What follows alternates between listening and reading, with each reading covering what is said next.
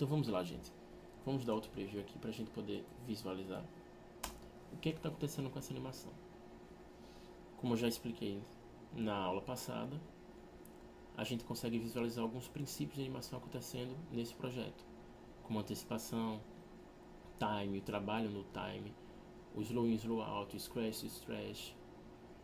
Então, agora que a gente já aprendeu uma base bem básica sobre esses princípios, vamos esconder aqui essa layer e vamos abrir essa layer de baixo, para a gente visualizar a animação acontecendo sem utilização desses princípios. Vejam que ela tá legal porque eu trabalhei apenas um desses princípios, que foi o time. Você percebe que ela tem um movimento de aceleração e desaceleração em diferentes pontos. Só que ela não está tão viva como a primeira, porque na primeira eu utilizei outros princípios, antecipação, squash, stretch. Então vejam que a diferença é notável. A animação ela fica muito mais orgânica quando a gente trabalha esses outros princípios. Agora vamos aprender a fazer esse exercício aqui. Eu deixei essa camada vazia, sem nenhum tipo de movimentação, para que a gente possa aprender na prática, no After, como a gente utiliza esses princípios. A gente vai trabalhar antecipação, a gente vai trabalhar no time, e a gente vai trabalhar também com scratch e stretch. Vamos lá. O primeiro passo, pessoal, aqui é delimitar a quantidade de tempo que eu quero que essa animação dure, que eu já marquei aqui por essa área de preview. Ela vai ter 1 segundo e 18 frames. Vamos marcar aqui, vamos apertar P para abrir somente o parâmetro da posição.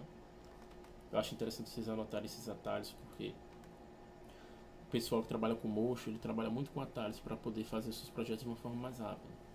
Então vamos lá, primeiro passo aqui, já que eu vou utilizar alguns princípios como scratch e stretch, como o princípio de distorção do meu objeto, o primeiro passo a se fazer é mover o ponto de acompanhamento dele, ou se assegurar que o ponto de acompanhamento está no meio.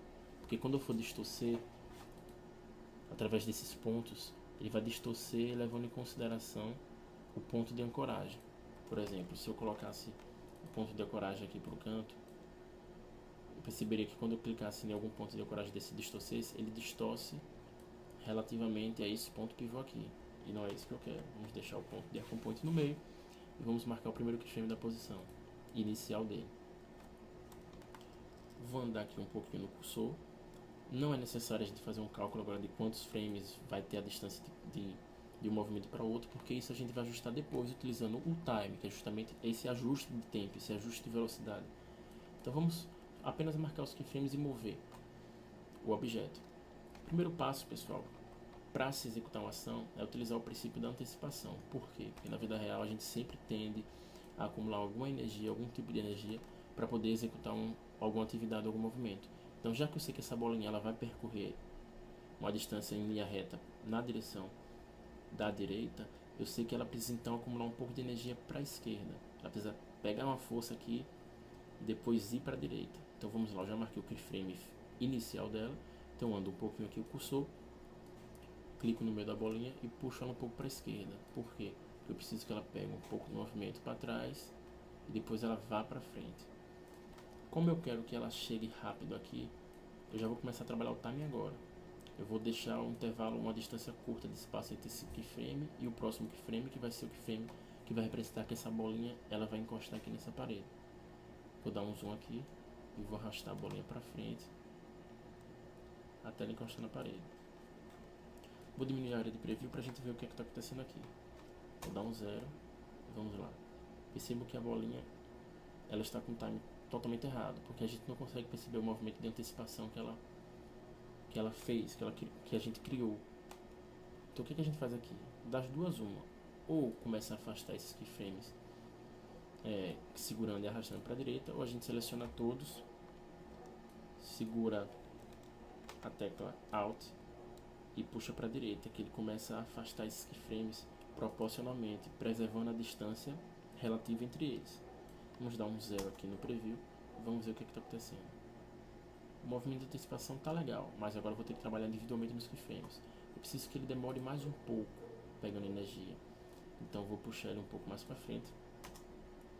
Eu já percebo que ele demorou mais, só que eu quero que ele chegue mais rápido na parede para simular que ele pegou muita velocidade com esse acúmulo de energia criado com o princípio da antecipação.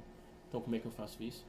Eu trago mais para perto esse keyframe que representa essa bolinha quando está encostada nessa parede, para que esse movimento seja mais rápido. Agora tá legal. Ele pega uma força, vai para a direita. Agora vamos criar outro movimento.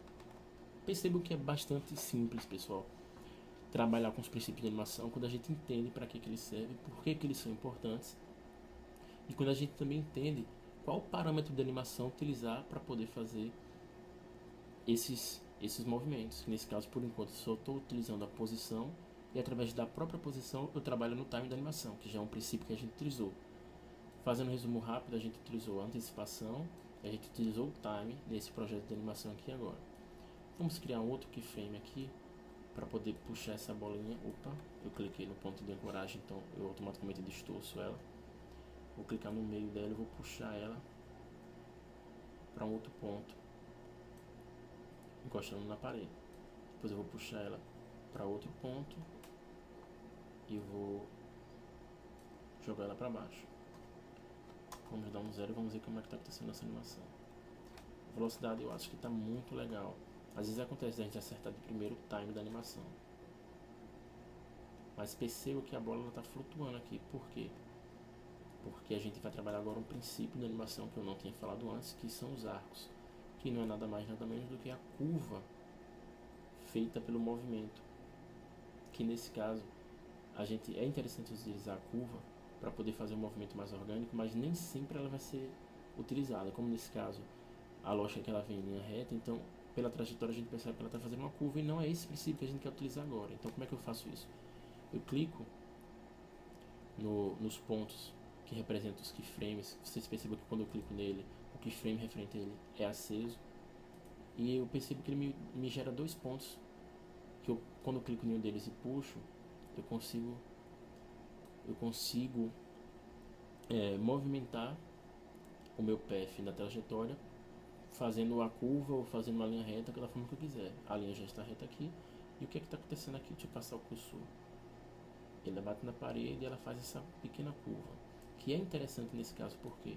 Porque é como se a bola batesse na parede, girasse um pouco e fosse para outra parede. Ela bate na outra, gira um pouco e desce. Então a gente já trabalhou a nossa curva, que é outro princípio de animação, e a gente já trabalhou o time e antecipação. Vamos dar um preview. Percebo que a nossa animação está legal, só que ela precisa de mais vida, bem mais vida.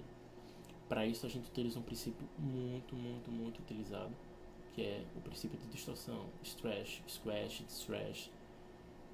Esse princípio é muito utilizado e ele geralmente é complicadinho de ser feito, porque a gente trabalha com a distorção dele. Mas vamos aprender aqui que quando a gente pré-projeta a nossa animação, ela se torna bem mais fácil. Lembra que eu falei que inicialmente era interessante a gente mudar o ponto de arco point, o ponto pivô do nosso elemento para o meio? Então eu projetei isso anteriormente para me evitar problemas agora. Vamos trabalhar com a escala para poder distorcer esse objeto e também com a posição. Vamos lá, o que a gente vai fazer aqui?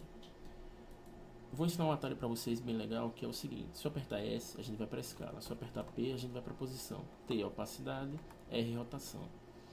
Mas se eu quiser abrir dois parâmetros para poder animar, sem precisar vir aqui pelo transform e deixar todos eles abertos, o que é que eu faço? Eu vou apertar P, porque eu já sei que minha posição está animada e eu quero visualizar esses keyframes. Eu vou segurar Shift e eu vou apertar S. Quando eu seguro Shift e aperto a tecla de atalho referente a outro parâmetro, ele permanece com o outro parâmetro ativo e abre o outro parâmetro, só para a gente poder visualizar os que a gente quer animar, que nesse caso são esses dois. Então vamos lá. Eu não vou distorcer a escala através desse parâmetro de proporção, porque não vai fazer sentido com o que eu expliquei para vocês anteriormente. Vou dar um Ctrl Z, vou ocultar essa lei, vou abrir essa lei do final para a gente ver o que é o squash e o stretch. Veja esse movimento aqui, ele está distorcendo, ele começa com o formato normal da bolinha, depois ele distorce, depois ele amassa. Se eu utilizasse a escala proporcional, esse objeto ele só iria aumentar e diminuir proporcionalmente todos os lados. E não é isso que eu quero distorcê-lo na vertical e na horizontal. Horizontal, esticá-lo na vertical, amassá-lo no caso. Então para isso, vou ocultá-la e vou habilitar aqui nossa lei do exercício.